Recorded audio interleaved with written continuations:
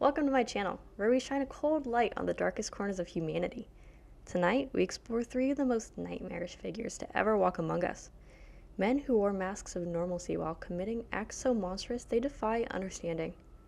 These are not just stories of killers, these are portraits of evil. Charlie Brandt, Dean Corll, and Peter Scully. What they did isn't just terrifying, it's the stuff of pure walking horror.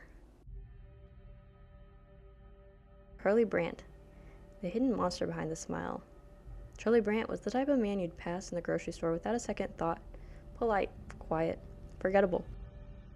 But beneath his boyish grin was a soul stained with blood. On January 3rd, 1971, the 13-year-old boy shattered his family's world in a storm of sudden violence. He retrieved his father's handgun, walked into the bathroom, and shot his pregnant mother in the chest repeatedly. She collapsed onto the floor, her unborn child dying with her. He then shot his father, who barely survived, and tried to strangle his older sister, Angela. Angela later recalled how his face looked vacant, like he wasn't really there. Midway through the assault, Charlie froze and muttered, "What am I doing?" As if waking from a nightmare he didn't realize he was living. Astonishingly, Charlie was deemed too young to prosecute. His records were sealed, and his past erased. For the next 33 years, he lived in the open, a quiet life in Florida. No arrests, no warning signs. Then, in 2004, the facade crumbled. In a final eruption of horror, Charlie murdered his wife, Terry, and his niece, Michelle, in a blood-soaked frenzy. Michelle's body was found decapitated, her heart removed with surgical precision. The scene resembled a ritual, not a crime of passion. Further investigation linked Brandt to unsolved homicides, including Sherry, a woman found disemboweled and nearly decapitated in 1989. Her killer was unknown until now.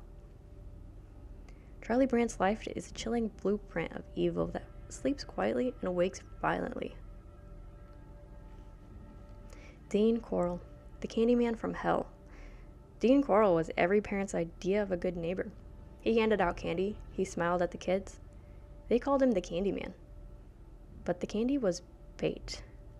From 1970 to 1973, Corll and his teen accomplices David Brooks and Elmer Wayne Henley led a campaign of terror that would leave a trail of horror across Houston. They abducted at least 28 boys, lured them with promises of parties, weed, and rides home, only to be led to a chamber of horrors. Victims were chained to a plywood torture board, their arms and legs stretched apart, rendering them helpless. What followed was rape, strangulation, and gunfire. Some were buried in shallow graves, and others were never found. Corll didn't just kill people, he broke people. Some victims were forced to write letters to their families claiming they'd run away. One boy reportedly begged to die before the final blow.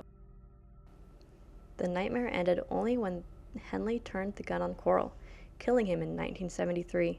He claimed it was either kill or be killed.